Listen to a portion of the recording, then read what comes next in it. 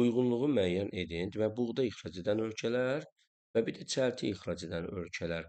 Deməli, biz Vyetnama baxsaq, Vyetnam, bəli, Cənub-Şərqi Asiya ölkəsi bu çəlti ixracıyla seçilən ölkə olacaq. Muson rejimli ölkələrdə olur bu. B. Argentina. Argentina böyük taxıl ölkəsidir bildiyimiz kimi və Argentinadı buğda ixracı kimi demək qeyd edəcəyik. Bircə dəqiqə.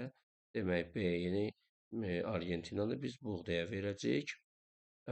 Daha sonra Avstraliya. Avstraliya da iri buğda ixracatçı dövlətdir və biz Avstraliyanı da buğdaya aid edəcəyik.